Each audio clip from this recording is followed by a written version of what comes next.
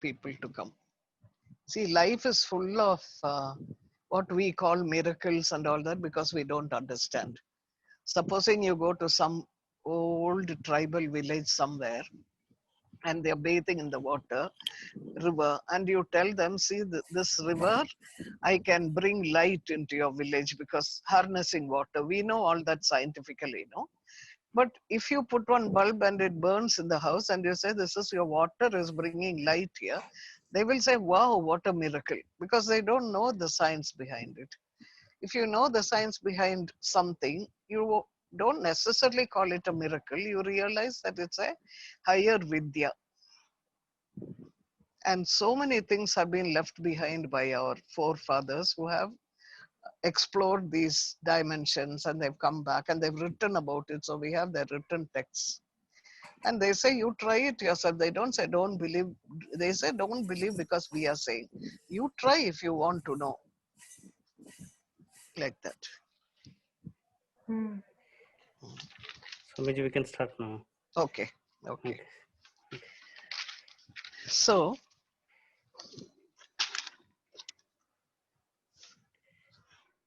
Shri Gurubhyo Namah. So, we were talking yesterday about the different types of love in which you can relate to the divine. Now,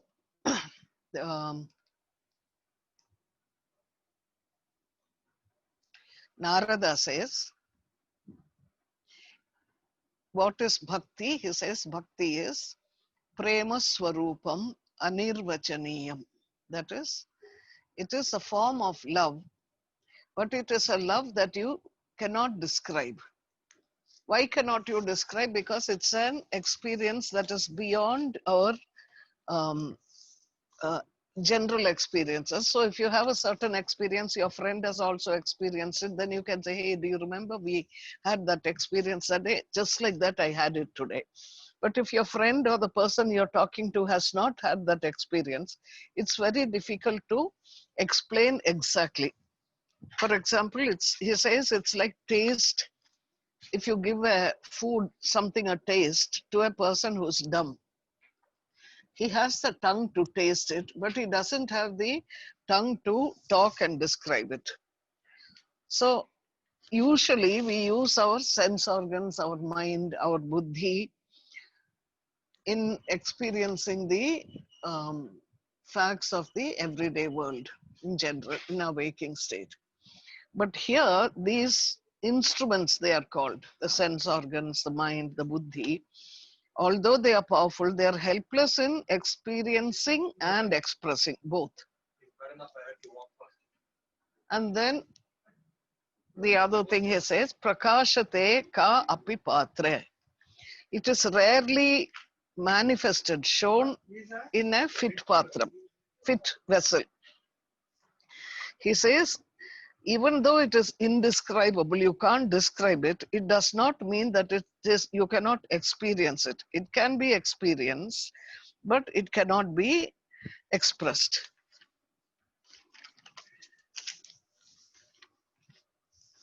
Then he says, till that moment of fulfillment, a devotee strives, struggles, learns to surrender totally to the Paramatma. When what is he surrendering? All his egocentric passions, whatever he wants. He might be passionate about music, he might be passionate about family, might be passionate about power. Everything is slowly, slowly given to the divine. Then he says, we must never stop trying just because we don't know what is happening on the inside. We are only looking at the physical body on the outside and we think we are doing the same thing again and again, but actually something is going on happening inside, and you never know when the grace of the Paramatma can make it happen to you also. So he says, now guna rahitam, that is, it is without attributes, that sort of affection. You can't feel rajasic, you can't say it is a tamasic sort of thing, you can't say it is a sattvic sort of thing. It doesn't have any attributes. It's more than a sentiment. It's more an energy. It's a force that reaches out and helps everything in the universe. Avichinnam, that is unbroken. It's continuous. It doesn't come only today I feel it, tomorrow I don't feel it. Not like that. Kamana rahitam, without any desire. Nothing for me. It flows through me to the person who is in front of me or to whom it is meant to go. I only become an instrument of it. Pratikshana vardhamanam. It goes on growing every moment.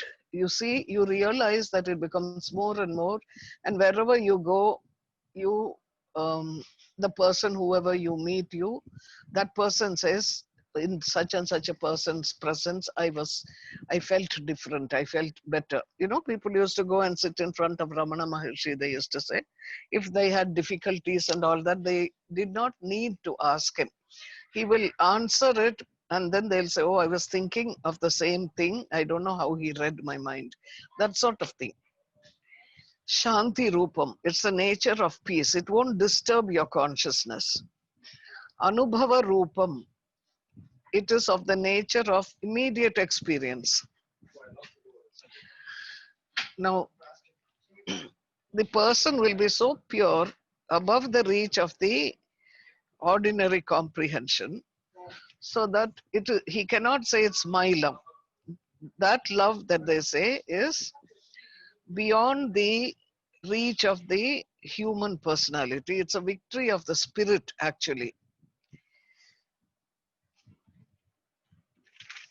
So when you have this, that sukshmatvam is measured by the pervasiveness. That is, it is pervading everywhere. Wherever I am, my Shakti will be there. That Shakti is not my Shakti. It is the divine through me.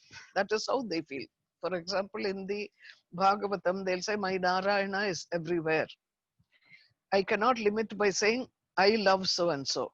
Whom can I hate? Because every person I see is my Narayana. So Anubhava is, generally, we see through our eyes and we say, I can see so-and-so. Manas, I might see you as a nice person. How do I see you as a nice person? Because I might love somebody. Then I say, oh, he's very nice or she is very nice. So all my perception usually depends on my indriyas and my mind. But here, love is a continuous becoming of something else. That's why it's called Anubhavam. Anu means continuous, without stopping, like Anugraham. Anugraham means when the divine holds your hand, he never lets you go. For Janma, many Janmams, he continues holding. That is Anugraham. Grace, that's what grace is. Anubhavam means you're continuously becoming something on the inside with the same thought of the Bhagavad Chintana, which becomes firm and unbroken. There is nothing than that to disturb your experience. Tat prapya, having attained it, tateva, that alone, avalokayati, is seen, felt, contemplated, shrunoti, heard, bhashyati, speaks, chintayati, contemplated. That is, once you have got that bhakti awake in you, then that alone is seen. That alone means the supreme. That alone is seen, heard, spoken about, thought about. It's constantly, it comes into your mind. You cannot get rid of it in that stage.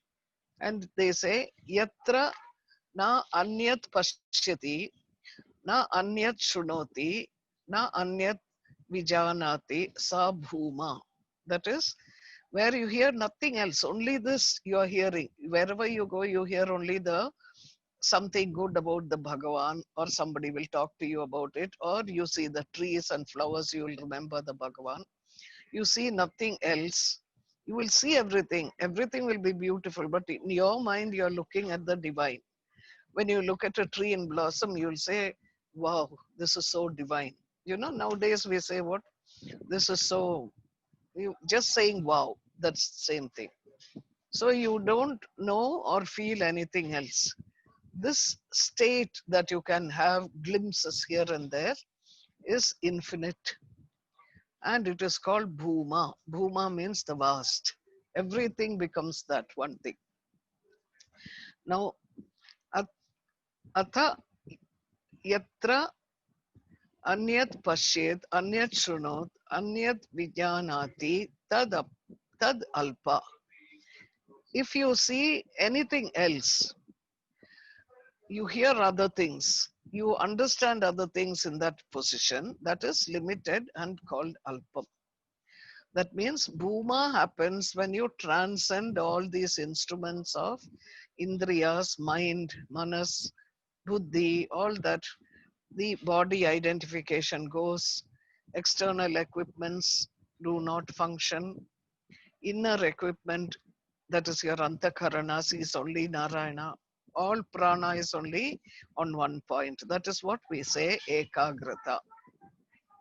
Such a bhakti, when you have it, you have gone beyond all equipments of perception like your indriyas, feeling, the emotions, thinking, the mind, you transcend, go beyond all that. It is called nirhetuka or unconditional. It is ceaseless, that is, it never stops. And when it happens, it removes all other ideas and actions. You would see like Purandaradasa, people like that, they are completely, they'll be singing only about the Paramatma, their experiences, what they have gone through.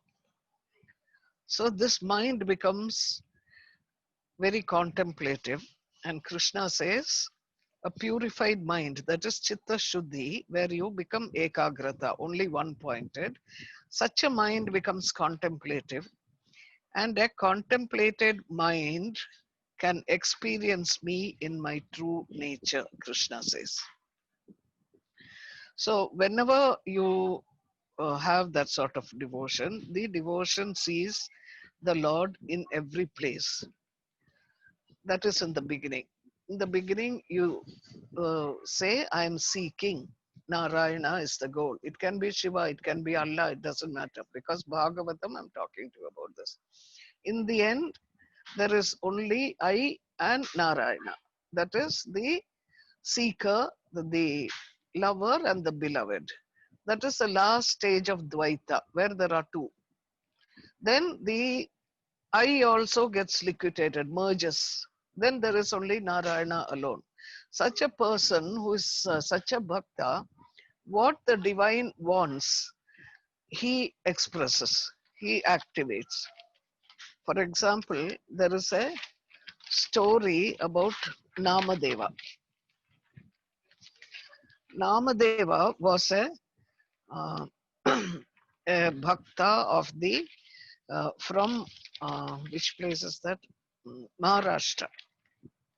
So there is a story that one time Namadeva had come for a pravachan, and then itself he was very well known as a great bhakta and things like that. So it was in Pandharpur. A woman came to him and she wept because she was childless. And she told him, I want to have a child. So Namadeva told her, come the next day. In the evening, he had he was very one-pointed about Vittala. And he spoke to Vittala. That is what we see as a statue for saints. Uh, it is a live thing. It's like Ramakrishna would often speak to Kali, like that. So he spoke to Vittala, and Vittala told him, he said, this woman is like this. She's childless. She's very upset. Can you do anything? Then Vittala told him, the lady has done so much papa, that is undesirable things in the past lives, that she will not have children for 7 janmams. So the next day, Namadeva told her that this is what Vittala had told him. And he went away. Many years later, Namadeva was again passing the village. The woman came to him with a child and she did namaskar to him. Namadeva was amazed. He asked her, whose child is it? Then she told him she had given birth to a child. Then he asked her further. She mentioned that actually Few years ago, her father told her that another guru was coming there. So she went to get his darshan. You know, in India, we go wherever any guru comes, we go and get the darshan. So just as she had done with Namadeva, she went to that guru and she said the same thing. She cried, she said, I wanted a child. Then that guru blessed her and said, may you be the mother of a Satputra. So then she had this child, she told him. This disturbed Namadeva. So he went back and he confronted Vittala. Vittala is Krishna. So he told him, haven't you understood? He tells Vittala, how could you? He's angry also because when I asked you, you said this, and I told her. Now somebody else asked, and he said, you will have a child, and she has a child. What does that make me? He says. So Vittala says to him, haven't you understood anything in the woman's story? First is her faith in the Guru. That's why she asked you. Otherwise, she would not have asked in the first place. Secondly, that is Vittala, said the truth of her sterility. Still, she did not lose faith in the Guru. She had that much Shraddha. And then he says, secondly, don't you know I'm a servant of my bhaktas? When my bhakta, the other Guru, out of compassion, he told her, may you be a mother of a good son, Satputra. He said, I was bound to do it because my bhakta cannot speak a falsehood. If you had that oneness with me, you could have blessed her with a child and it would have happened. But what did you do? You just told her what I told you, which disturbed her consciousness. You were not compassionate. So you see, it becomes that if you get merged with Narayana, then what you say Narayana will accomplish because you are Narayana in that state. You have merged with the Paramatatvam. Now we'll go to a story. One time, Balarama is Krishna's elder brother. He complains to Yashoda that Krishna is eating mud. This was at an age when he stopped crawling and he was just toddling, walking gently and falling down like that. Now, the mother asked him, why did you eat mud? So he says, I didn't eat any mud. Look at my mouth, there's no mud, he's saying. The tattva there is, God always says, look, look. But we don't have the yearning to look. So, but she had, because she had so much love for this child, she's a mother, you see. A mother usually has that vatsalya bhava, which is the height of a woman's caliber. So she said, okay, open your mouth. So when she said, open your mouth, he opened. And she looked. And she was so shocked because as she went on looking, she had such a great evolution that she had the courage to look beyond the Ishtadevata to the origin. He's the Ishtadevata, no, because she loves him so much. But she wanted to see the origin there. What is happening? Most of us, many people, when they have a vision of the divine, they will stop with that. They won't go further and say, now, where did this consciousness come from? They'll be satisfied. But she had the courage because it takes a lot of fearlessness to look into the higher dimensions. If you remember, Ramakrishna Paramahamsa, when he was constantly talking to Kali, he had that darshan of Kali all the time. And his guru, Totapuri, came and told him, you have to give up Kali now. And he said, how can I give up Kali? She's my mother. I can't give her up. Why does that fear come? Because your prana, which is attached to everything else that you desire, when you become desireless, all that prana comes and gets attached to one point. That is your Ishtadevata. Now, when you have to give up that Ishtadevata, what happens to the prana? The sudden fear of dying comes. because your prana is being removed from the only one thing that you are attached to. This is what Patanjali says. Yoginam api, even yogis will have a fear of abhinivesha. It's the last klesha to go. Abhinivesha means the fear of not surviving, the fear of death. Some of us will say, I'm not at all afraid of death. And if you're walking on the road and a truck comes charging at you, your body will jump without your even thinking. Because every cell in your body, it is an old vasana. It is survival related. Every cell in your body wants to survive. That is why when you have an infection or something, your body makes antibodies to fight that infection because it doesn't want to die away. The survival of the species depends upon how long you can resist any difficulty. So the entire fear of the species comes in one person. When you give up all the boundaries, boundaries meaning identity, you give up your identity of caste, community, that is easier. Then you have to give up identity of your physical body. I'm not male, I'm not female. This physical body is only made of Pancha Mahabhutas. I am something beyond that. You have to experience it. To experience it, you have to lose body consciousness. So unless you have devotion, it can be very scary. In the Bhagavad Gita, Arjuna, when he saw the Virata Swarupa of Krishna whom he knew so well, he got scared. He said, please remove this form. Show me your friendly two-armed forms. He was terrified because it's not just seeing like in the movies. You see the entire consciousness vibrating in everything around you. So, but mothers, even ordinary mothers, they can starve to death for their child. There is no fear in a mother's love.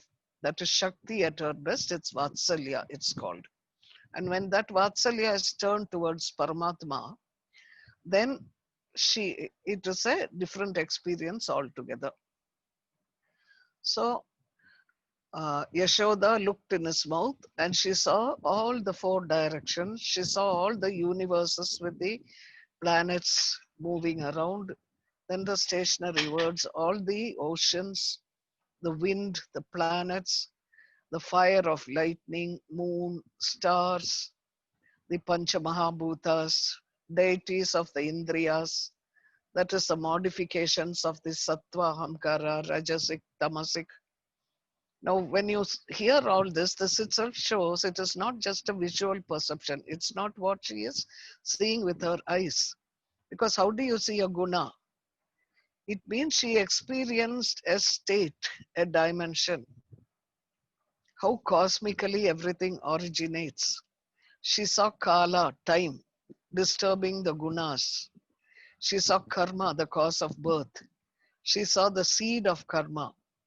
Then she saw the Vrajabhumi, that is Vrindavan, herself inside, and Krishna with the mouth open. That also she had inside. So it could have been a very scary revelation, but she saw, because she had that much purity in her Atma. Now, she at the same time has great Sakshi. Because of the Sakshi, she had Viveka. Viveka makes her think, is this a delusion? Is it a psychic vision? Or is it a real revelation? You see? So you don't, as soon as she saw, she didn't say, oh, how wonderful. Because at that time, anirvachaniyam. You can't talk. You don't know what is happening. It's an experience that you're going through and your usual tongue has no place there at all. And it's increasing more and more, that love. Sometimes love can increase to such a point that it can even be painful because you don't know what to do with it, that energy. Then she thinks, anyway, the Lord alone is my refuge and I have done Sharanagati to him. So he cannot do anything harmful to me. He cares for me. So then because of that Viveka, she said, this is his Maya. It is his Maya that makes me feel I am Yashoda. Look at this, what she says. His Maya that makes me feel I am Yashoda. Krishna is my son. Nanda Gopa is my husband.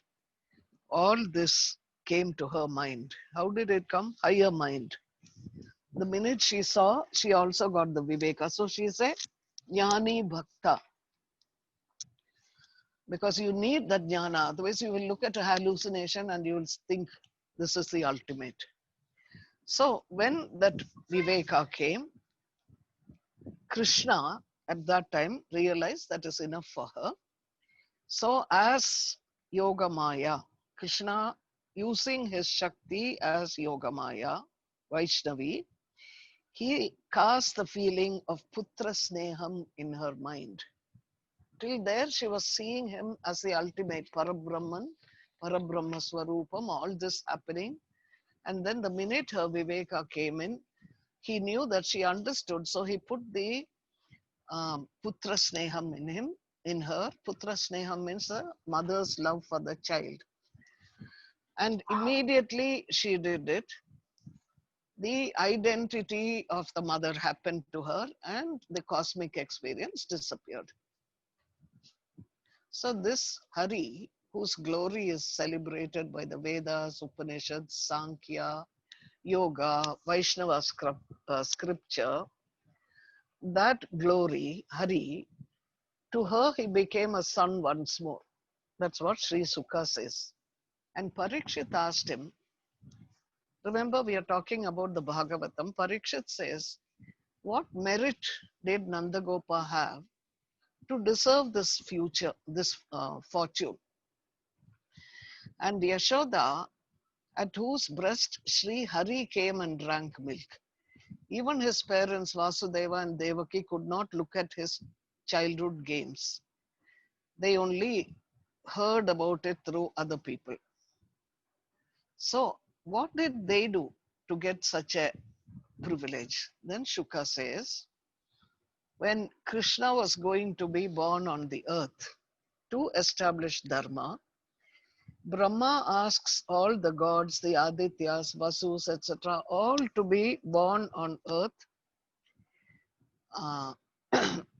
to help in this major cosmic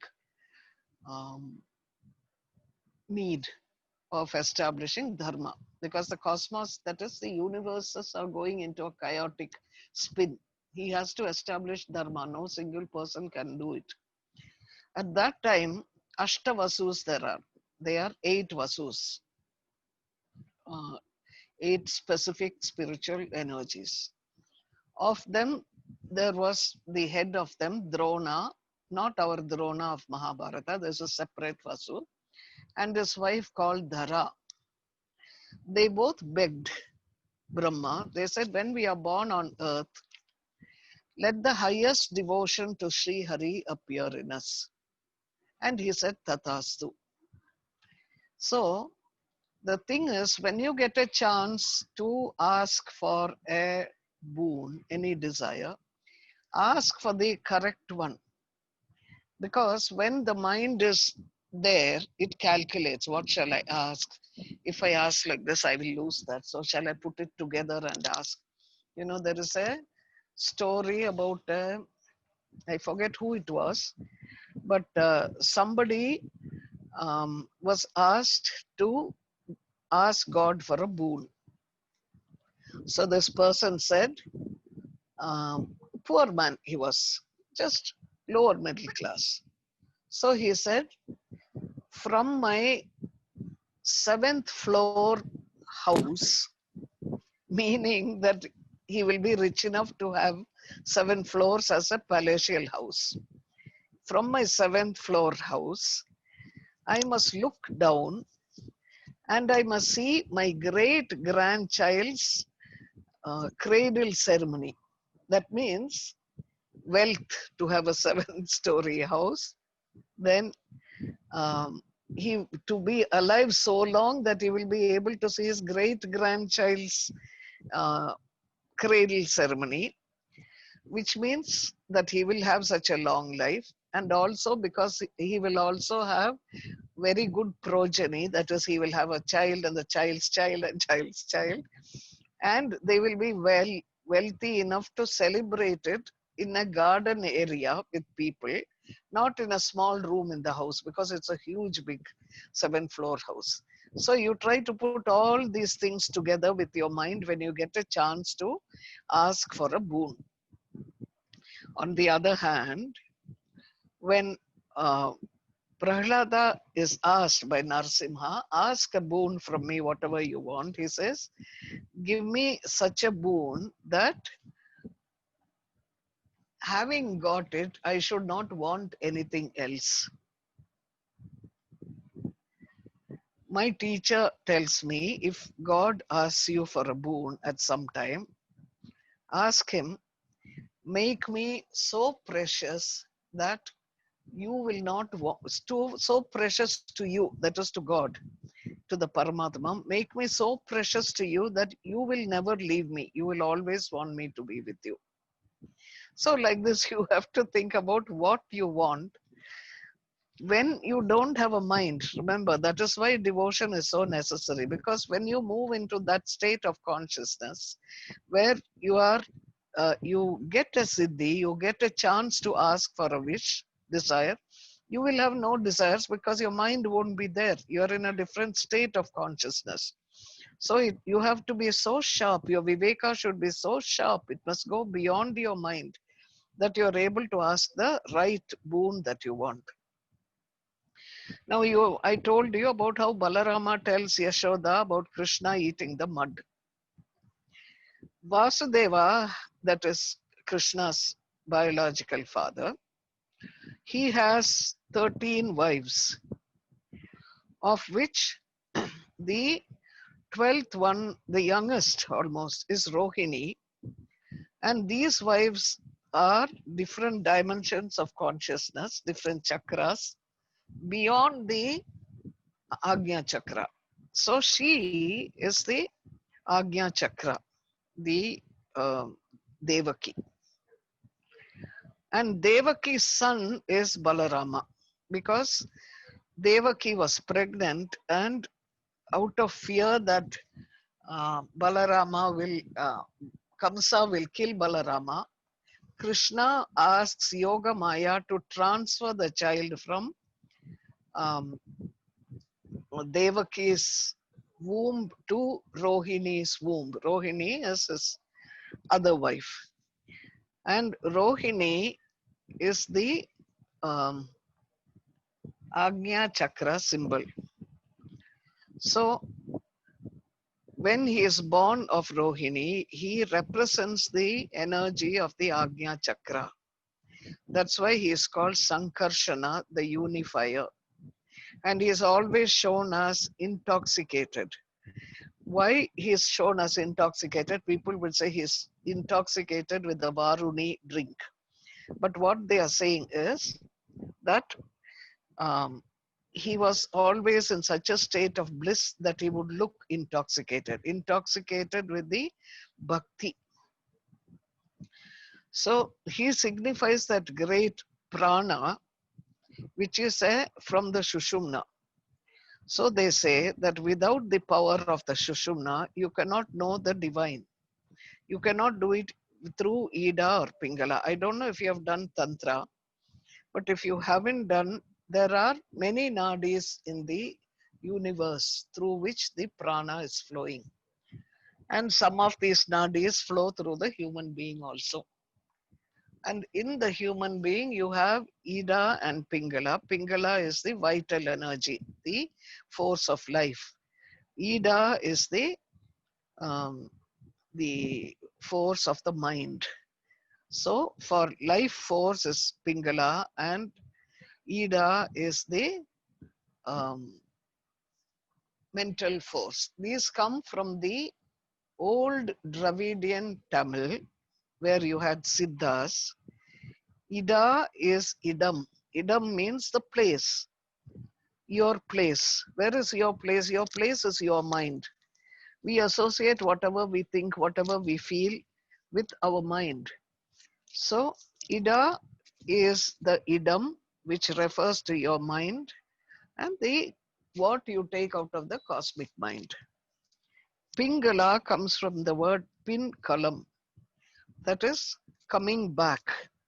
So it is like the Ganga in Munger, it comes and turns in a northerly direction and then flows. So like that, the Pingala comes into you. That is a channel through which the vital energy comes back into you and nourishes you. So you must have, when both join and are equalized, that is your mind and body. Remember, in the beginning we said in Jnana Yoga, body and mind should be aligned. When that happens, the Shushumna starts flowing. Shushumna is the soul strength. So they say without the power of the Shushumna, you cannot know the divine. That is, Nayam Atma, no Atma, Balahinena Labhyaha. The Atma cannot be known without strength. Strength also means the courage. That is what Yashoda had. So because she loved him so much, wherever she looked, she would see only him. And desireless, whatever he wanted, she would give him. Just she was constantly thinking of what he will need and how he will get up, how will he eat. Like that. She was not thinking, let me have my lunch first, then I'll go and feed him. So it was that um, unconditional nirvachaniyam that she had, so that when he left her and went away at the age of 9 or 10 to Mathura, then he didn't come back again. But she, because of these experiences, she knew that he was always with her. It was not his physical body, but his energy body that she knew was, she didn't miss him. So this is one story. We've got time for one more story. This means that the tattva here is that the divine, the Paramatma, the creator, is greater than his creation, even if he is in all the creation. So even though she saw the entire creation in his mouth, he was still greater than that because he could give her the grace to see it. He could take away that grace when he felt that was enough. So now we'll come to another story. It's the story of Eckhart. When he was 3 months of age, Krishna turned over on his bed. You know how in India, when the child turns over, you'll do a little puja. When the child starts walking on his knees on the all four, you do some puja. When he raises his head, you do a puja, raising the neck. All these are milestones in a child's development. So when he turned over in his bed, it was Rohini Nakshatra. That was his Nakshatra.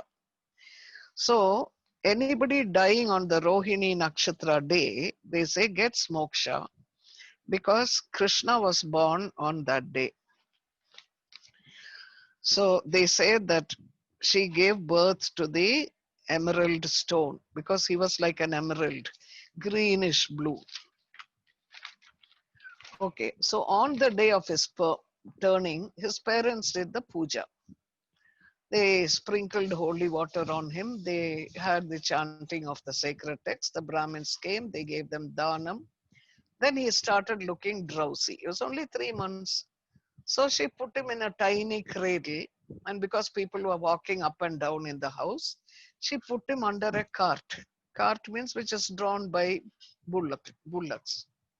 And that cart had brought vessels containing milk, curds, ghee, etc. So all those were used and empty vessels were sitting on top of that cart.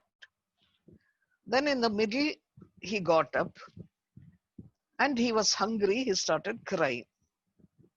When he cried, Yashoda was so busy with the guests that she did not notice him.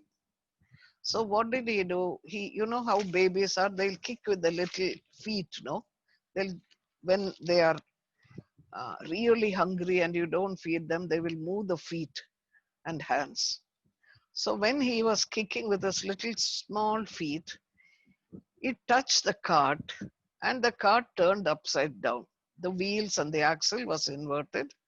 The pole that was holding the cart shattered. The wheels and axle help movement. And the vessels containing the butter, ghee, curds, what was left over, were crushed to show, and the symbol of that is all the karmas that the cart carried were finished for the cart, good and bad karma. Everyone gathered there. The children explained what happened. Adults didn't believe, because usually people don't believe children. They say, oh, he doesn't know anything. But children are very accurate at some level, because at that age, children, till they are about 7 or so, the Agnya Chakra is alive. The pineal gland is alive in the child. So the intuition is very high. Later on, the pineal hands over, it starts decaying, it hands over its power to the pituitary gland, and the pituitary gland looks after, it's like the boss of the other hormonal endocrines. But at that age, still 7, a child, his pineal is active, it is in charge, its intuition is high. So they will tell you things that you'll think, how did he know this? Like that. When we want, after 7, your identity becomes important. I am different, the other child is different. It becomes stable and more established. So what is your identity? You're looking for what gives you the most secure, stable relationship to feel the security. So your body becomes your identity, because the body is what you see completely. So what is happening here? We would wonder, how can a cart have karma? Why does the cart break? Then they say, one time there were 2 demons, Jaya and Vijaya. I told you the story. One of them is Hiranyaksha and the other one is Hiranyakashipu, who was the father of Prahlada. Now Hiranyaksha had a son called Utkacha. Utkacha was very powerful, well-built. And he used to have pleasure in hurting anything that he got, not just people, other children, he will hurt them. If he comes to a door, he'll kick it open. If he comes to a tree, he will crush it, just for the fun of it. So one time he went to Rishi Lomasa's ashram. Lomasa was a rishi, and he was crushing the trees. So Lomasa was very angry. He said, if you go and try to hurt a helpless tree, you must be so degraded in your mind. So he says, even while alive, you are like a preta shariram. Preta means like a dead body, like a ghost. So he says, you become a tree. You become disembodied. And you get a preta shariram even when you are alive. And then you die also. So one thing you must remember, when the rishis give a curse, they are not actually punishing you. They are giving you a circumstance in which you have a bit of suffering, and then you learn, and because of that you learn how to get over the difficulty you have gone through, because of which your avidya, because of which you do all sorts of hurtful actions. So Utkacha immediately fell at the Rishi's feet and he begged forgiveness. He said, I am so sorry, I never thought of it like this. So when you realize that you have made a mistake and you get remorse, you want to change it, that is the beginning of your Sakshi Bhava. So this man was such that he not only hurt, he would laugh, and when people are hurt about it, he would have fun at their sake. But when he went and meddled with a rishi, though he's a man of power is involved, no, it's not another ordinary person. Another ordinary person will not be powerful enough to give you a transformation in your soul, because he too might be equally harsh in some other way. So when a rishi or a man of power, a man who is satyam, is involved, he gives a jolt to the sleeping sakshi by adding his own prana. Remember this. When you hurt a man who is powerful because of his allegiance to satyam, to truth, he will look as if he has given you a punishment, but what he is giving you is his own prana. He adds a little bit to you, and that gives you a jolt. So the rishi told him, because he said, I'm sorry, please let me not end up being a tree. Rishi told him in Vaivasvata Manvantara, Krishna's feet would touch him and liberate him. So what does Utkacha do? He becomes the tree.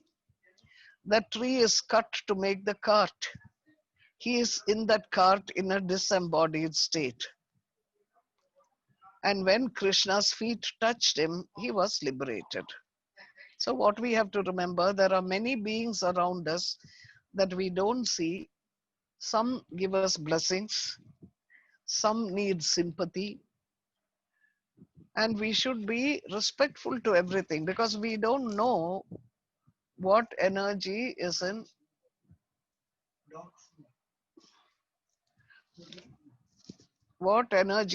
what um, thing around us. For example, a table is a living thing. If you ask physicists, they'll say if you look through the sort of microscopes they look through, you can see the atoms moving around in a table and holding a configuration to give it solidity. It's not really solid. It feels solid to us. But if you look through their sort of microscope, electron microscope or whatever, you will see the atoms moving around in the table. It is a living thing, but we don't see it like that. So that is why you should teach the children to respect what is around them, like trees, chairs, even their pencils. Um, Once they learn to respect things around them, when they grow up, they will respect the world around. They will not be cutting trees indiscriminately. They'll be responsible human beings, and they will keep the world the way the Paramatma has decided the world should be kept. But the trouble is, because of our greed, we have constantly wanted something beyond what nature would give you. So what we do is we try to conquer and dominate nature, and in the bargain, we misuse, we damage, we destroy. And when it comes to the um, peak, what happens? Nature hits back, because remember, you are made of a configuration of the gunas of the Pancha Mahabhutas. The tree is also made of Pancha Mahabhutas. All of creation is made of Pancha Mahabhutas in different combinations. So if you hurt something that you think is separate from you, you are hurting a part of yourself. So this is the another story that I told, that I wanted to tell you, because even things that are um, disembodied, it can be liberated. In fact, there is another story of, it's a small quick story I'll tell you. Krishna comes running to eat butter, and his mother chases him. When she chases him, he runs to hide himself, and there is a big vessel which is empty. Vessel means like a uh, big mud pot. So he gets into that mud pot, and his friend is sitting there. So he tells his friend, sit on top of the mud pot. So if my mother comes and asks where I am, then you tell her that I don't know, he went to that side. So this friend, I forget the friend's name now. The friend sat on this pot. And when Yashoda came, she asked him, "Did you see Krishna?" He said, "I don't know. I didn't see him. He didn't come this side at all." So the mother gets tired of running around and she goes back inside. Once she goes back, Krishna asks his friend, he says, "Let me out now. Mother has gone, no?" So this friend, who's slightly retarded actually, like that little dumb. So his friend says, "Hey, everybody says that you can do magic things. You see, I'm suffering with this stupidity. Why don't you give me moksha? Only if you give me moksha, I will let you out." So Krishna then says to him, "Okay, not only you can get moksha, this pot will also get moksha. Just let me out," he says. So he lets him out. So to show that not only that boy got moksha, they say that pot in which he was sitting also got moksha. In other words, its pranic energy was raised to the next stage. It stopped being a pot and it became something else of a higher quality. So these are little stories that these are the things that happen in Krishna's life where bhakti helped. Krishna was called Saulabhya. That is, among all the avatars, he was easy to access. He's very, uh, anybody could reach him. The cows could reach him, the calf could reach him, the monkeys could reach him, the children of different places. Even when he was a king, his friend who was Kuchela, who was very poor, could come and go into the palace and say, "Look, I'm in such and such a difficulty." He was accessible. So that is called the Saulabhya of the divine. So this is for today. And so what do you want to do now? If you have any questions, we can, if you can increase, you can increase it for 5 minutes or 10 minutes, I guess, to ask questions. There is a question from Vishwasini. Ah, ask Vishwasini.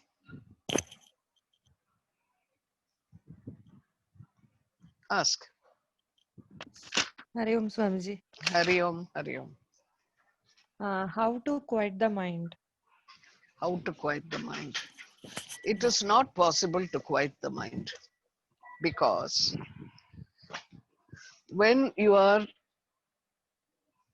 moving with thoughts, when thoughts are continuously coming and you're thinking, that thinking is called the mind. When quietness happens, the mind doesn't exist. So actually, the mind exists because of your thoughts. You can quieten your self. Your self is your Atma, which is attached to the mind.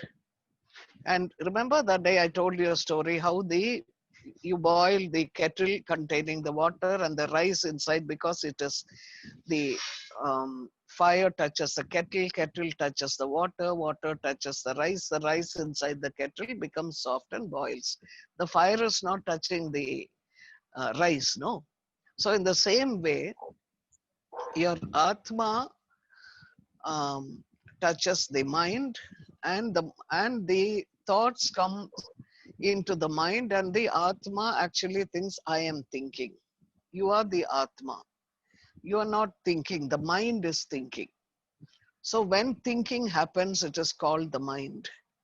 When thinking stops, the mind is not there. You are the Atma. So when you see the thoughts coming, practically what you do, you just become aware and you don't identify with that thought. For example, something nasty comes, a thought comes into your mind. I'm angry with my husband. I'm just giving an example. Then you don't say, "Oh, I thought such a bad thought and it will disturb me," like that. You don't. You say, "Oh, so this is what the mind is receiving." You don't know whose thought that is. It may be your thought, it may be somebody else's thought. Somebody in the room may be disliking your husband, so it might be coming in your mind, stimulating you, that vasana, and then you think this is your thought. So you have only the Atma. The mind is a state of the body. Body and mind are different states of consciousness in which Pancha Mahabhutas are acting. You as the Atma is separate from the mind. When you stop identifying with your body, then the body will be there, but you don't feel the pain in the body. When you stop identifying with the mind, then the mind will also become still and quiet. Let your thoughts come. Just tell yourself, this is not my thought. This is the mind's thought. Why am I bothered about it? So don't think about it and waste time. Just see it, be a witness, drop it and go on. You know, if you get an injury and you go to the doctor will put some medicine and he'll bandage it. Then he'll tell you, don't open it for 5 days, right? For example, I'm giving. Mm-hmm. Now, Yes. after 5 days, if you open it, it would have been healed.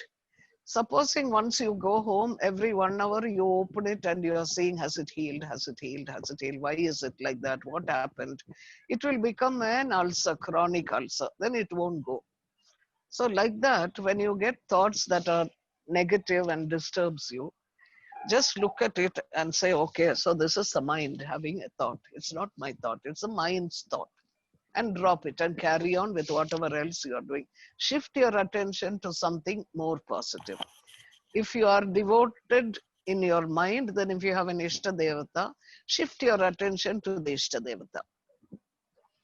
Or Okay. you're fond of something pleasant that you remember, shift it to that, so that you don't allow the negativity to come from outside and occupy your mind. But the mind when it leaves negativities, it becomes empty. So it will look around for something to grab. So that it won't grab another negative thought, put something positive in your mind. Then it will slowly become quieter and quieter. When you say quieten the mind, we are talking about a mind that is negative and disturbs us, no? Basically. A thought about the divine or Paramatma, that won't disturb you. It's a thought that you would like to have. So that means you have to start doing goodness to people, whoever, if somebody hurts you, also be nice to them, because they are not hurting you because they dislike you. They are hurting you because they are caught up with negativity. So when you're negative and you can't stand it, you're looking around to throw it on somebody. And it might happen to be you. So you tell yourself, this is that person's thought that is coming to me, triggering my thought, my mind. It neither belongs to me nor does it belong to that person. Anyway, whether it belongs to that person or not is their karma. You don't bother about it. What comes to your mind, say, okay, so this belongs to my mind. It doesn't belong to me. I'm the Atma. Do it as a practice every day. Then slowly, slowly, you will see the difference. Mm. Thank you, Swami, Swami. Not at all. Swami, this is one of my personal experience. Like when we sit for dhyana or focus on our breath, thought process, whatever continuous thinking happens in the mind, that ceases for a certain time. Correct. And one more thing, like Swami Niranjan ji also had said that when negative thinkings pour in your mind, we need to have pratipaksha bhavana. Like when we have that, as you have already said it, then these things don't linger bother in our you. mind. Yeah. That's true. And the other thing is joining your pranayama with your mantra, japa. Then also it helps. And if you haven't got any specific mantra, then use Omkar. Breathe in Om, breathe out Om. In fact, they have this vipassana. That is what Viseshena Pashyati iti vipassana. That is, you look at something, the Visesha, the object. What are you looking at? Pranayama is not just breathing and handling the breath, controlling the breath, lengthening the breath, not that alone. Through pranayama is understanding the prana. So what does the prana bring? It brings you thoughts. among other things. So when you are breathing, when you are doing pranayama, you can watch what thoughts are coming in. That means from outside, you are inhaling somebody else's thoughts. When you are exhaling, see what thoughts you are sending out.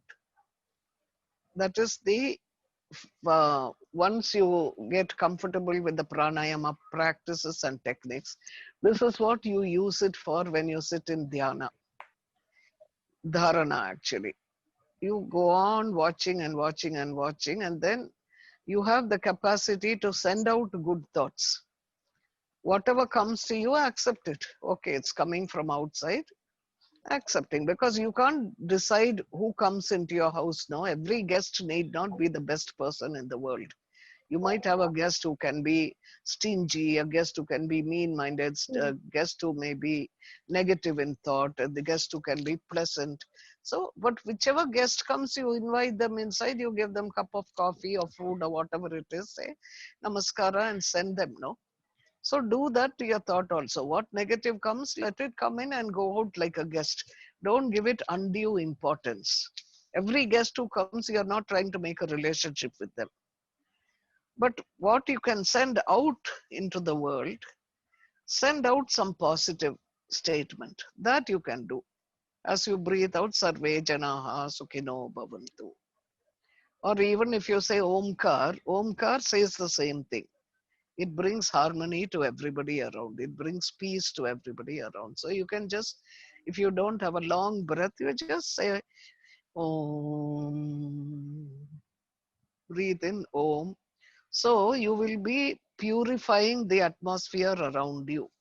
When you do this for a long periods of time, if any guest comes to your house and they are feeling negative, when you are there and you constantly you are saying Om in your mind silently, they needn't know at all. Then they will come and they'll say, somehow when I go to that house, I don't feel so disturbed. It's a peaceful house. That's what the people generally say, vibrations. Those vibes are good, they'll say. That house has good vibes, that house has some disturbing vibes. This is what they mean. But you're right. And it's a good thing to practice that also. Thank you so much. Welcome. Okay, So shall we stop today? Okay, so much. We'll stop. Okay. Hari Om Tat Sat. Hari Om. Hari Om, Swamiji. Hari Om, Hari Om. Hari Om, Swamiji. Hari Om. Hari Om, Say Hari Swamiji. Om. When you say Hari Om, no, send out a good vibration to everybody in that room. Yeah, hello. Is that Vishwasini's daughter? Yes. See? I know that. She's my friend. Namaste. She's telling I am Manasvi. Hari Om. Hari Om. Ah, correct. Yeah, I know you.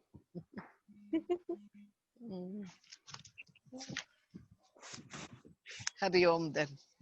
Hari Om. Hari Om, Swamiji. Hari Om, Hari Om.